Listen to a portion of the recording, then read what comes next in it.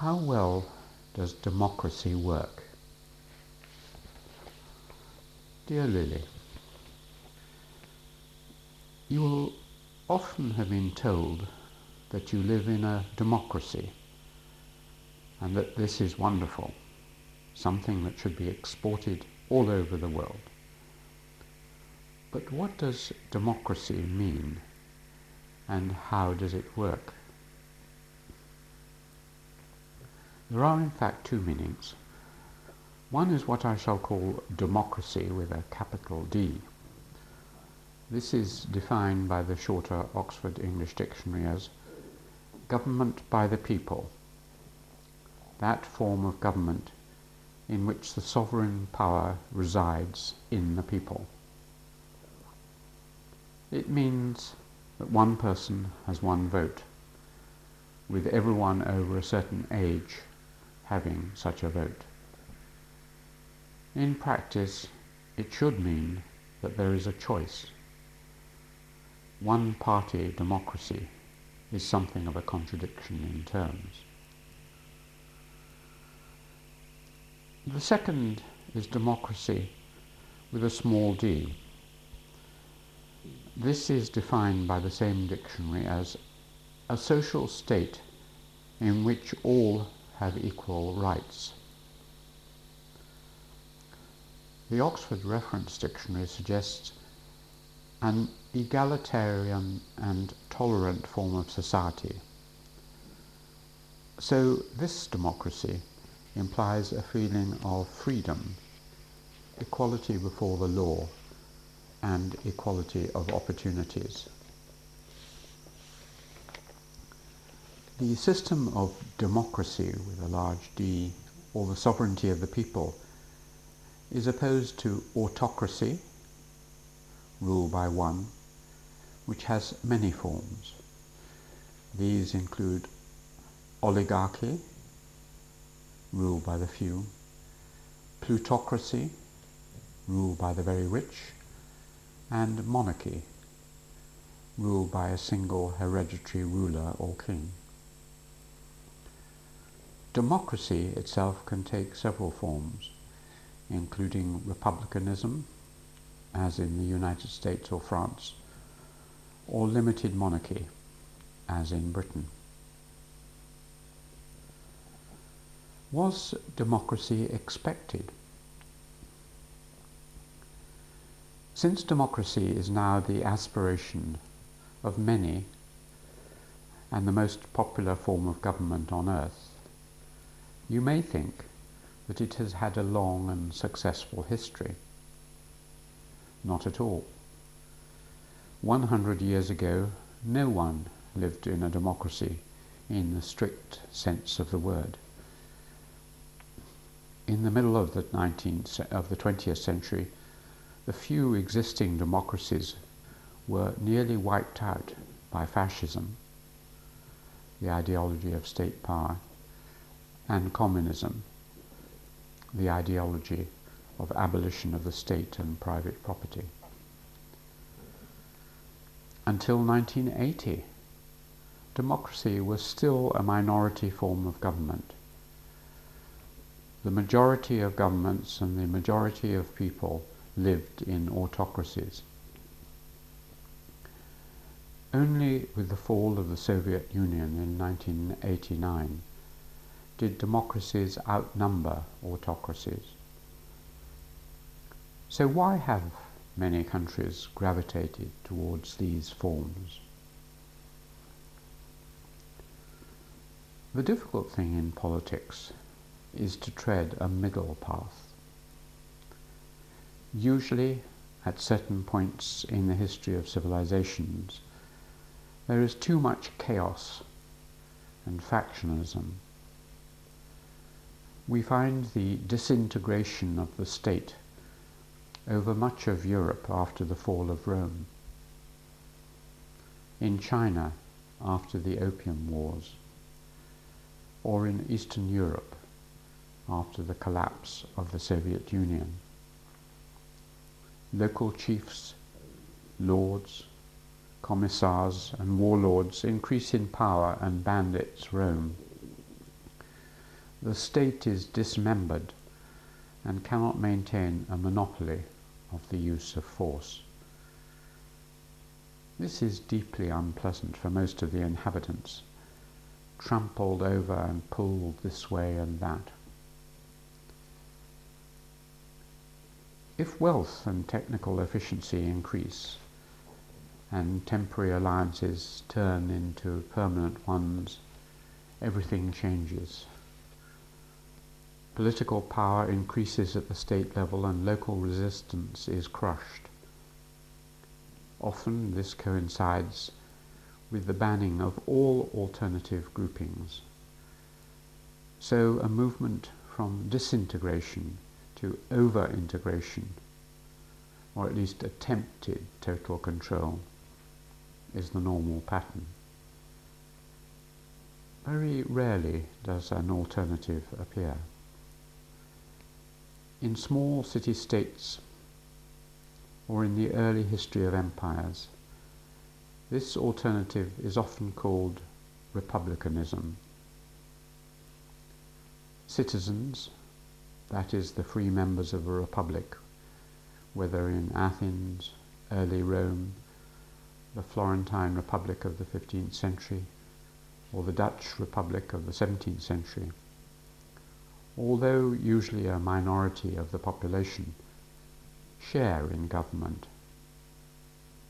There's no single ruler, no king or dictator. Yet this is an unstable arrangement, which soon drifts towards some form of monarchy.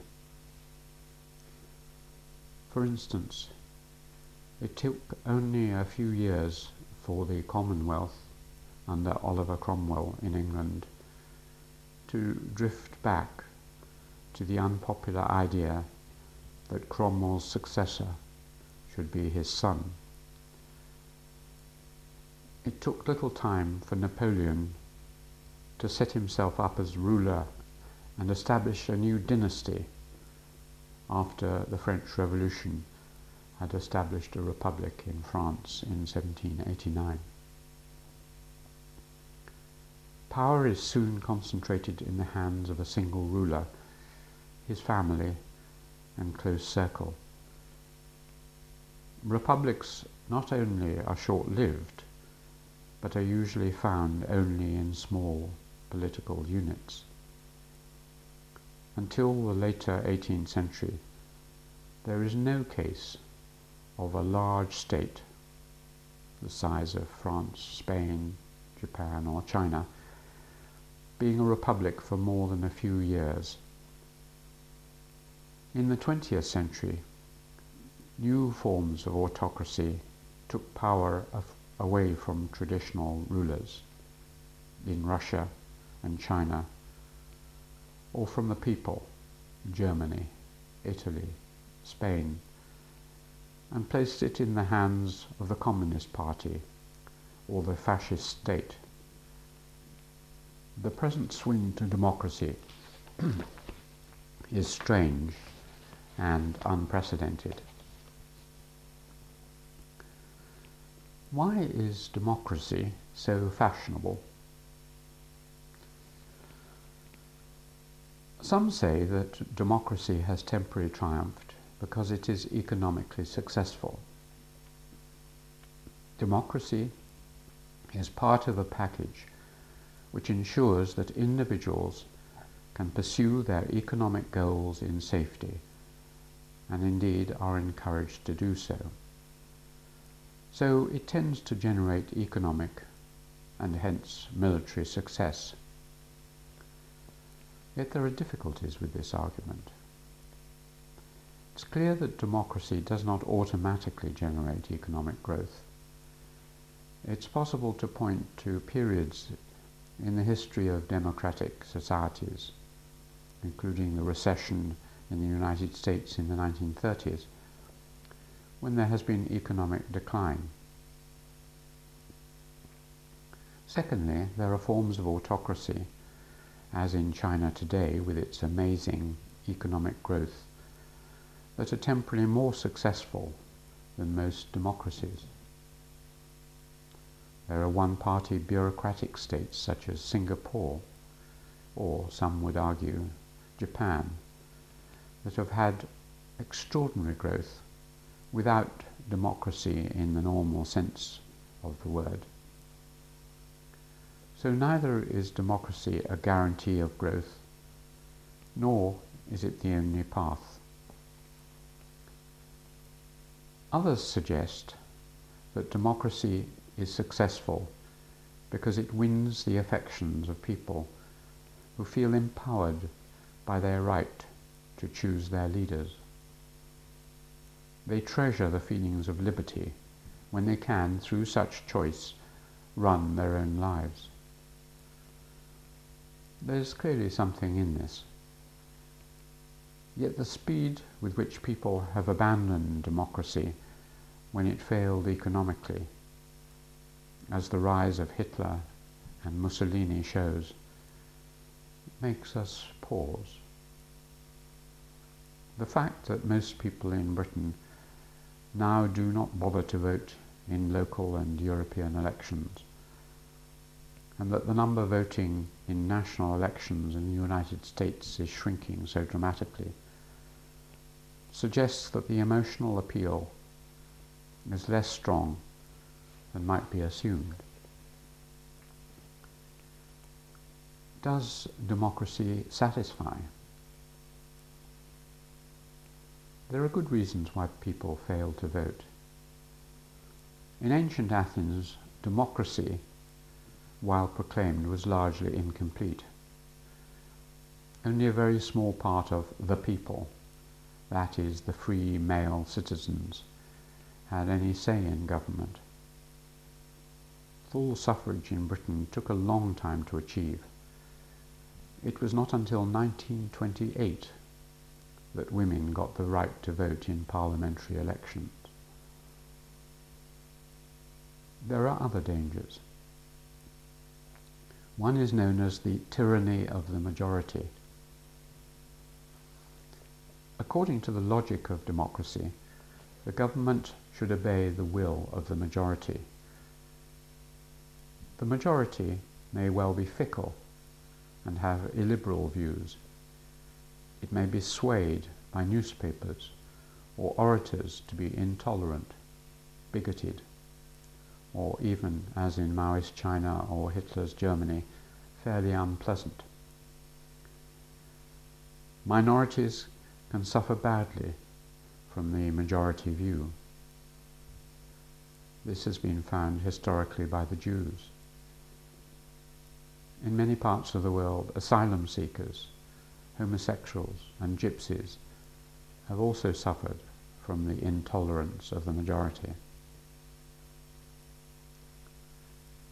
An equal danger lies in politicians doing what they feel is best for the country, even if most of the people who elected them did not vote for their specific actions and may not agree with them. Another difficulty resides in reducing the complexity of life to a single decision between opposing political parties. At national elections, the parties put forward their ideas in a manifesto. Many people agree with bits from each of the opposing party programs, but you can only vote for one side. When they come to power, the politicians may refer to their manifesto, which most have not read, and then pursue policies that those who elected them did not anticipate. People consequently feel cheated, and there are allegations of elective dictatorship. Furthermore, the party in power often brings in new ideas, after a year or two, with which people who voted for them totally disagree. They fight a war, or bring in new taxes, or criminal legislation that are unacceptable even to their strongest supporters. People can write to their Member of Parliament, but they feel that this has little effect. As the British Labour Prime Minister Clement Attlee candidly admitted, democracy means government by discussion, but it is only effective if you can stop people talking. What is the strength of democracy? Many people think that the only real virtue of the system is that the politicians are accountable at the end of a limited term in power through the need for re-election. This tempers the arrogance of power. The fact that there is an almost automatic swing against whoever is in power, since they soon appear to be the source of our present discontent, means that the government is periodically purged. After a while in office, every government appears shabby. This may save a country from the drift to autocracy. The fact that almost all our leaders, once they are in power, appear to us as fools, pathetically inadequate, or seriously deceived, shows that the system is working. On a recent visit to China, I met many young people who had recently discovered that their leaders appeared to be old, stupid, and corrupt. These young Chinese were cynical, and yet upset by this realization. I assured them that this very cynicism is rampant over the last 300 years or more in England, that it is one of the glories of democracy. Those in power should never be trusted fully.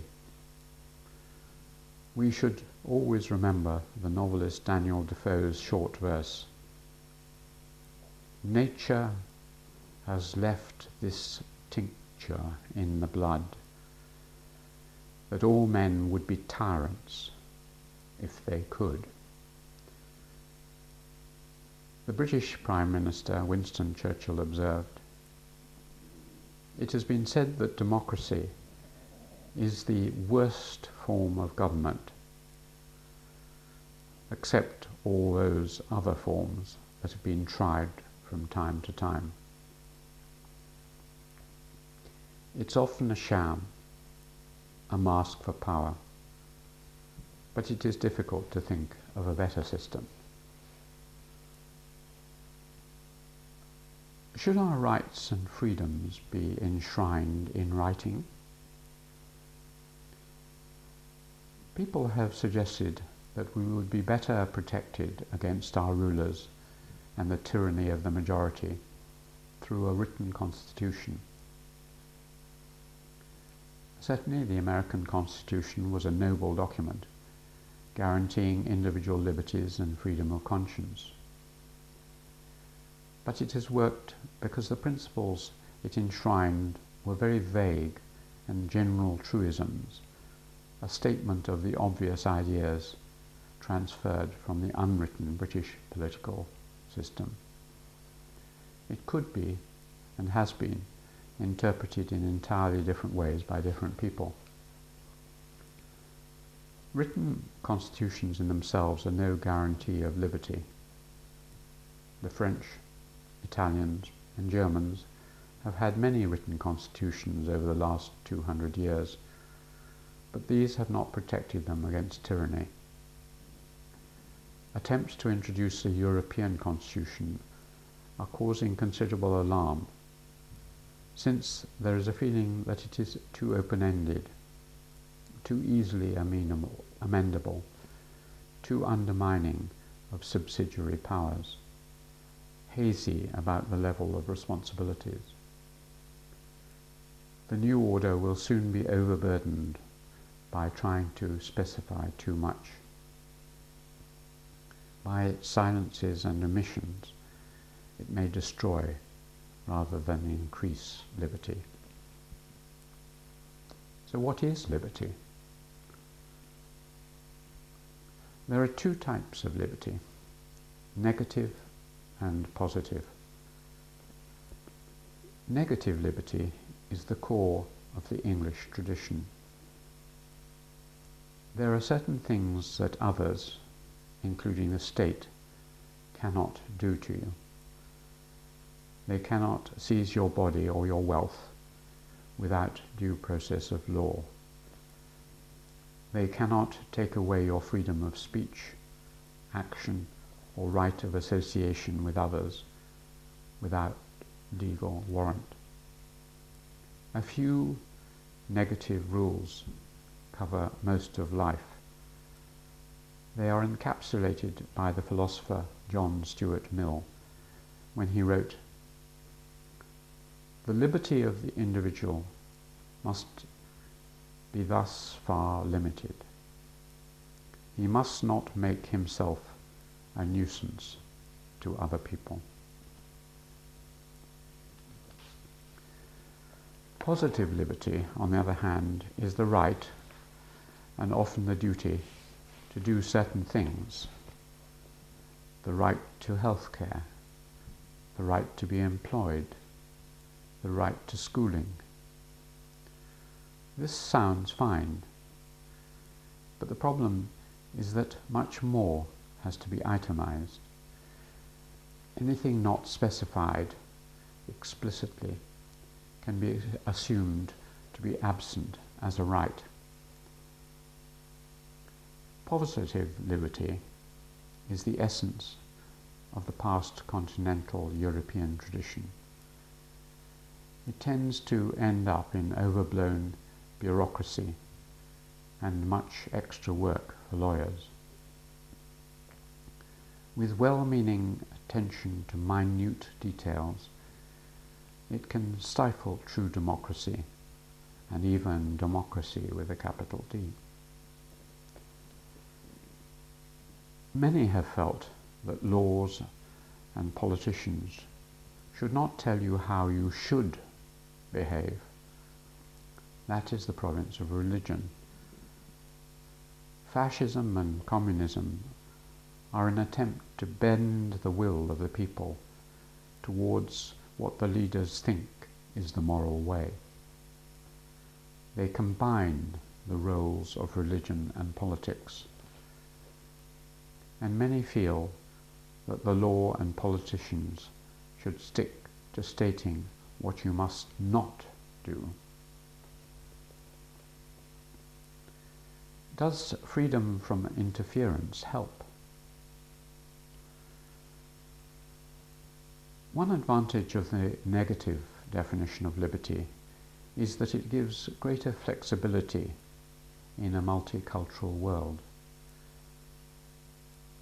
If we examine games, we find that their openness comes from the fact that rules are negative, not positive.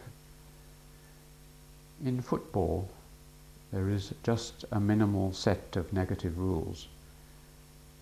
You must not pick up the ball unless you're the goalkeeper, trip up other people, get offside, and so on. There are no positive rules telling you that you must be nice to everyone. You must smile at people. You must always show courtesy, always shake hands with your opponents at any opportunity. One of the greatest achievements of the United States has been the way in which, over the centuries, it has absorbed waves of immigrants. Although we no longer believe it is a true melting pot, certainly many groups with different origins live moderately amicably together. They can be Americans because to be so does not demand their hearts and souls. There are things you cannot do to your fellow countrymen, at least as an American. Kill people, steal their property, forbid them from saying things. But there are very positive things you have to do or to believe. Even saluting the flag and eating apple pie and Thanksgiving turkey are optional. Likewise, in the British Empire, there were negative rules of a universal kind, but with some exceptions, such as the banning of widow burning and headhunting. Individual consciences and variations in belief and culture were not to be interfered with. This was different from the Catholic continental European tradition. This may be one of the reasons why many British look with such apprehension at the attempts to introduce positive laws and positive discrimination, positive human rights, a new political and legal order by way of the European Parliament and Constitution. What are the deeper roots of democracy? The British unease about the European Constitution can be understood only if we look at 1,000 years of history. The English view is that modern democracy was nurtured and grown in England in its early form, and only later exported. They argue that the social and mental underpinning of democracy, that is, democracy in the wider sense of responsibility and power passed down to lower levels, is a very local and old affair. These historians examine the workings of the unwritten English Constitution. They note the balance and separation of powers, delegation of responsibility, and set of intermediary institutions, that is, things like the universities, companies, religious organizations, clubs and associations, which lie between the subject and the state. According to the dominant ideas of the last 1,000 years, the ruler was not absolute, but first among equals. There may be many loyalties or obligations, only some of them are to the state. England was, in some respect, the most integrated and powerful state in history. Taxes were high, there were few over-mighty subjects, there were few banned institutions. Every subject was bound into the political system. Although for a very long time only a few of the richer landlords had a vote, so the majority of the population, and particularly women, were disenfranchised, many people had a say in part of the running of their own lives. So there was relatively effective government, combined with a good deal of delegated power. It was not full democracy in the modern sense, but it was a particularly open, liberal and tolerant society, and there was a good deal of equality before the law, with the partial exception of lords, peers, making it an unusually egalitarian one, a democracy with a small d of a sort. Is democracy the solution to the world's woes? People living in parts of New Guinea noticed that when the white people arrived, they often built airfields. Planes would then arrive to spill out huge quantities of desirable things, or cargo. It seemed clear that the airfields were the key. They attracted the planes. So the people hopefully built airfields and then waited for the cargo to arrive. They were disappointed. We have become the same with democracy. We have observed that democracy is often associated with consumer success and some forms of freedom. Democracies, we feel, deliver the goods.